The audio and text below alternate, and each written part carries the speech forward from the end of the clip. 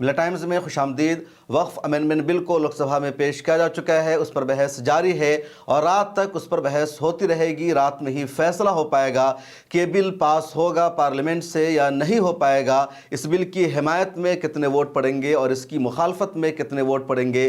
لیکن فی الحال یہی لگ رہا ہے کہ بی جے پی اب اس بل کو پارلیمنٹ کے لوک سبھا سے پاس کرا لے گی اور کل راجیہ سبھا سے بھی یہ بل پاس ہو جائے گا، کیونکہ بی جے پی کے پاس اب نمبر پورے ہو رہے ہیں۔ مسلمانوں نے جس نتیش کمار پر، چندرا بابو نائیڈو پر بھروسہ کیا تھا، اعتماد کیا تھا، ان دونوں نے سیدھے سیدھے مسلمانوں کو دھوکہ دے دیا ہے، ان دونوں نے سیدھے مسلمانوں سے غداری کی ہے۔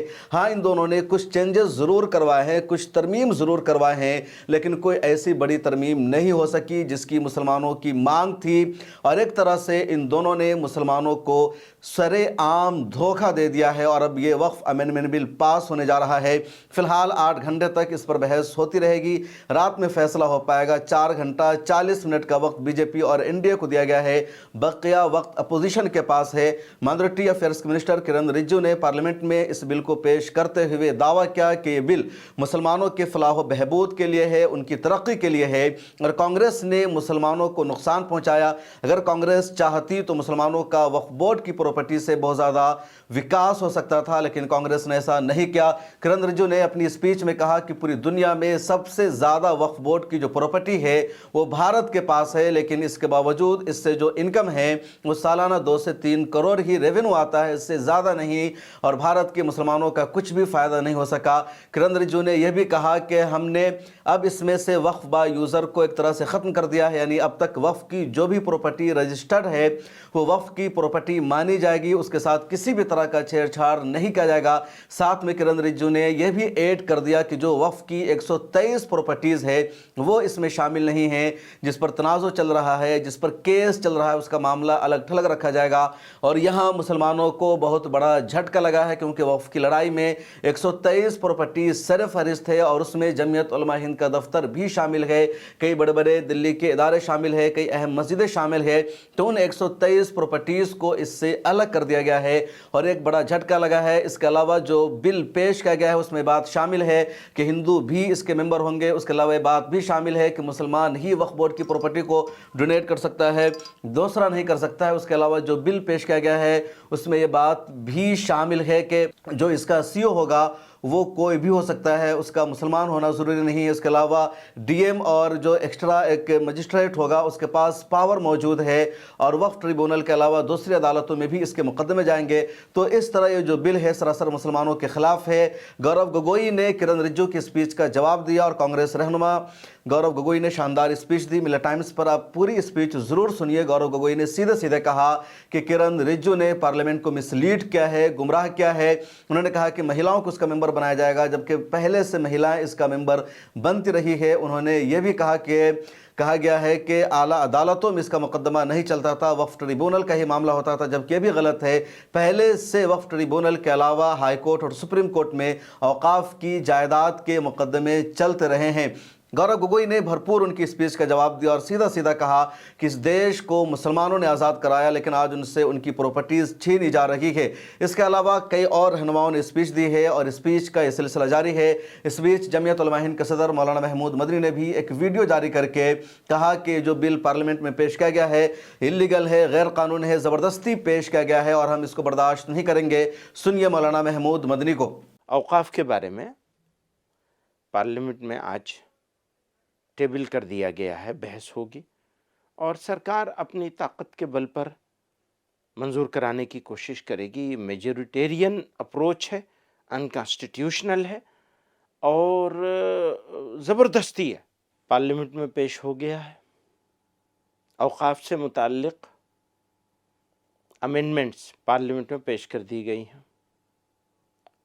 اور جس طرح پیش کی گئی ہیں یہ انکانسٹیٹیوشنل ہے۔ یہ جو حقوق ہیں ان کو غصب کرنے کی کوشش ہے، یہ ٹوٹلی ان ایکسیپٹیبل ہے، ناقابل قبول ہے۔ اس کو ہم نہیں کہنا چاہتے کہ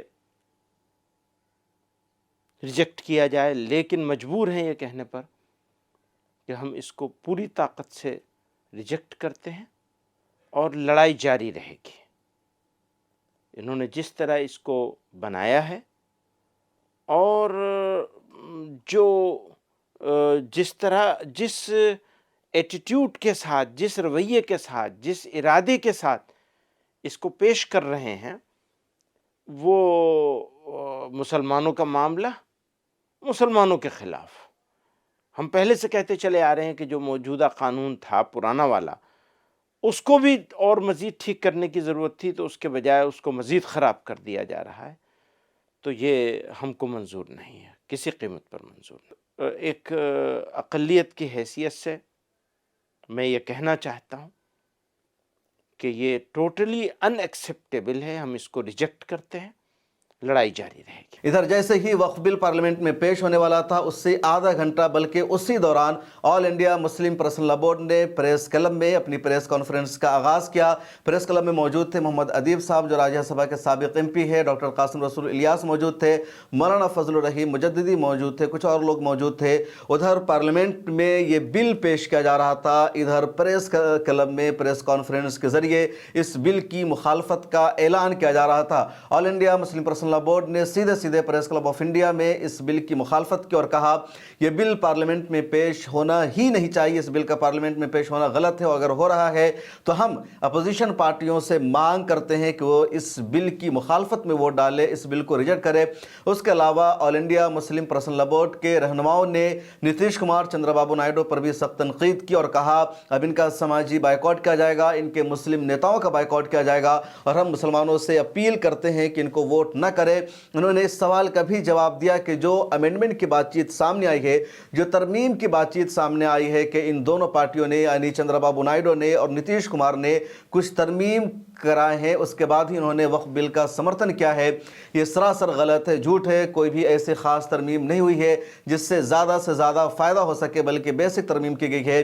कुछ तरमीम ऐसी हुई है जिससे जो वक्फ अमेंडमेंट बिल है पहले से ज़्यादा ख़तरनाक हो गया है और इस बिल को सीधे सीधे पेश ही नहीं करना चाहिए था। क्या कुछ मोहम्मद अदीब साहब और दूसरे लोगों ने कहा, आप सुनिए। 25% जमीनें गवर्नमेंट ऑफ इंडिया ने वक्फ की कब्जा की हुई। ये जमीन हम दे रहे हैं स्कूल के लिए, मदरसे के लिए। क्या आप वहाँ 5 स्टार होटल बनाएंगे? आप मुझे बताइए कि वक्फ की जमीन कोई गरीब आदमी दे सकता है? जो लोग हमारे बिल की हिमायत कर रहे हैं, हम उनका एहसान मानते हैं और मानेंगे, और जिन लोगों ने हमारे आज मुखालफत की है, हम इनके हुक्के पानी बंद कराएंगे। तुम्हारी जायदादें भी हम छीन लेंगे, तुम्हारी मसाजिदें, तुम्हारी खानकाहों पर हमारा कब्जा होगा। उसका मकसद ये है कि तुम इस मुल्क में इस तरह से रहोगे। सहाफ़ी का तो मतलब ये है कि अगर वो सच में कलम चलाए तो हवा के रुख बदल देता। आज नीतीश कुमार की तरफ से एक प्रपोजल आएगा, नायडू की तरफ से आएगा, ये एक ड्रामा होने जा रहा है पार्लियामेंट के अंदर। वो सिर्फ और सिर्फ एक मखसूस कौम को इसकी औकात दिखाने के लिए बिल ला रहे हैं। वक्फ बोर्ड की रुकनियत यानी वक्फ बोर्ड क्रिएशन करने में जो तब्दीली की गई दफ़ा 14 के अंदर, अब CEO के ओहदे पर मुसलमान ऑफिसर का तकर्रुर नहीं होगा। B, कोई जायदाद वक्फ है या नहीं उसके बारे में फ़ैसला दफ़ा 44 के मुताबिक अब तक इस बाब में सर्वे कमिश्नर, अदालती कार्रवाई और मुख्तलिफ हुक्काम की कवानीन साजी को इख्तियारात हासिल थे। ये निज़ाम अब बिल्कुल दिरहम बरहम और तहस नहस हो गया है। इस तरमीम के बाद वक्फ का इंतज़ाम अब मुसलमानों के हाथ से ले लिया गया है और इसको हुकूमत के हवाले कर दिया गया है या ऐसे इदारे के सुपुर्द कर दिया गया है जो कि बुनियादी तौर पर मुसलमानों का इदारा नहीं है। C, वक्फ कानून में बुनियादी तब्दीलियों पर हमारे एतराज़ात क्या हैं? A, नंबर 1, वक्फ बराए इस्तेमाल वक्फ बाई यूज़र 3B उसको खारिज कर दिया गया है। नंबर 2, वक्फ की तश्कील वक्फ के क्रिएशन करने के लिए प्रैक्टिसिंग मुसलमान का होना शर्त, ये शर्त लगा दी गई है जो कि गलत है हमारे नज़दीक। नंबर 3, वक्फ के क्रिएशन करने में वक्फ की तश्कील में दफ़ा 3A2 उसके बाइस विरासत के हकूक़ को ख़त्म कर दिया गया है। नंबर 4, दफ़ा 3C का इजाफा जिसके मुताबिक कलेक्टर या अब कोई मुतय्यन ऑफिसर ये फैसला करेगा कि कोई जायदाद हुकूमत की है या वक्फ की है। देखिए, हम लोग بہت صاف طور پہ یہ بات کہنا چاہتے ہیں کہ یہ بل جو پارلیمنٹ میں آج پیش کیا جا رہا ہے یہ ڈسکریمنیٹری ہے، یہ جو ہے کمنلی موٹیویٹڈ ہے، اور یہ جو ہے مسلمانوں کے جو بنیادی حقوق ہیں دستور میں، کانسٹیٹیوشن میں، سنویدھان میں، اس سے محروم کرنے کی کوشش ہے۔ یہ بل بی جے پی کے کمنل ایجنڈے کے مطابق ہے، اور اس پر جے پی سی کے جو حوالے کیا گیا تھا، جو اعتراضات، جو آپتیاں پارلیمنٹ میں بل پیش کرتے وقت جتائی گئی تھی، اس کو ایڈریس کرنے کے لیے اسے جے پی سی کے حوالے کیا گیا تھا۔ جے پی سی نے 5-6 مہینے تک اس پر بات کی، ہم نے 5 کروڑ ای میل بھیجے اور اس کو ریجیکٹ کیا۔ ہم نے دلی میں، پٹنہ میں اور وجے واڑہ میں بہت بڑے بڑے دھرنے کیے۔ ہم نے چندر بابو نائیڈو سے ملاقات کی، ہم نے نتیش کمار جی سے ملاقات کی، ہم نے جے پی سی کے تمام لوگوں سے ملاقات کی، ہم نے جے پی سی کے اندر جا کر اپنی بات رکھی اور تفصیل سے بتایا ان کو کہ ہماری آپتی کیا ہے۔ ہمیں امید تھی کہ جے پی سی جو ہے ان چیزوں کو ایڈریس کرے گی۔ افسوس کی بات یہ ہے کہ جو جے پی سی میں اپوزیشن کے ممبرز تھے، ان کی باتوں کو بھی مانا نہیں گیا، اور جن حالت میں جے پی سی کو بل سونپا گیا تھا اس سے زیادہ سخت بنا کر لایا گیا۔ چند باتیں ہم سمجھتے ہیں کہ صاف ہونی چاہیے، اس لیے کہ یہ بھرم پیدا کیا جا رہا ہے کہ وقف کی پراپرٹی دیش میں ریلوے سے اور ملٹری سے زیادہ ہے۔ یہ بالکل غلط بات ہے۔ دوسری بات یہ کہ یہ بات پیدا کی جا رہی ہے کہ جہاں وقف بورڈ ہاتھ رکھ دیتا ہے وہ پراپرٹی وقف کی ہو جاتی ہے۔ پھر اس کے اندر ایک پروویژن یہ پیدا کیا گیا ہے کہ اگر گورنمنٹ کا ایشو ہے، یعنی گورنمنٹ کو ایک سیکشن کے طور پر اس میں انٹروڈیوس کیا گیا ہے، سینٹرل گورنمنٹ بھی ہو سکتی ہے، اسٹیٹ گورنمنٹ بھی ہو سکتی ہے، میونسپل کارپوریشن بھی ہو سکتی ہے، سیمی آٹونومس باڈی بھی ہو سکتی ہے۔ اگر ان کا کوئی ڈسپیوٹ ہے تو وہ ڈسپیوٹ وقف بورڈ نہیں طے کرے گا بلکہ کلیکٹر یا ڈی ایم طے کرے گا۔ ہم اس کو قبول نہیں کرتے ہیں، ہم ریجیکٹ کرتے ہیں، اور یہ جو پوری پولیٹکس ہے وہ ملک کو توڑنے کی پولیٹکس ہے۔ یہ خاص طور سے یہ لگتا ہے کہ ہماری ملک کی میجورٹی کو خوش کرنے کی ایک پولیٹکس ہے، اور یہ پولرائزیشن کی پولیٹکس ہے۔ تو اس سے کوئی ملک کا فائدہ نہیں ہونے والا ہے، دیش کا فائدہ نہیں ہونے والا ہے۔ اس کے اسٹیک ہولڈرز ہیں وہ مسلمان ہیں، اور ان کا جیسے کہ کہا گیا کہ ان کو دبا کر ان کی آواز کو بند کر کے یہ جو کچھ بھی کھیل کھیلا جا رہا ہے وہ ملک کے لیے بہت خطرناک ہے۔ تو ہم آپ لوگوں کے ذریعے یہ بات پہنچانا چاہتے ہیں کہ اب بھی موقع ہے، وقت ہے ہماری حکومت کے پاس کہ اس کو روکے، نہیں تو پھر جیسے کہ بتایا گیا کہ ہمیں لیگل راستے سے بھی اور ہمارے ملک کے لوگوں کو جاگرت کرتے ہوئے اس بل کے خلاف ایک مہم ہم چلائیں گے، اور کوشش یہ کریں گے کہ یہ کالا قانون جو ہے وہ کالا قانون ختم ہو۔ جیسے کہا گیا کہ آج ایک بلیک ڈے ہے، اور ہم اب جیسے کہ ہم نے یہ لڑائی شروع کی ہے، ہم تب تک نہیں رکیں گے کہ جب تک یہ کالا قانون ختم نہ ہو۔ یہ اس لیے کہ ہم دیش کو بھی بچانا چاہتے ہیں۔ تو یہ پورا معاملہ ہے وقف امینڈمنٹ بل پر پارلیمنٹ میں بحث جاری ہے، اور مسلمانوں کی طرف سے سیدھی مانگ یہی ہے کہ اس بل کو ریجیکٹ ہونا چاہیے، بل منظور نہیں ہے۔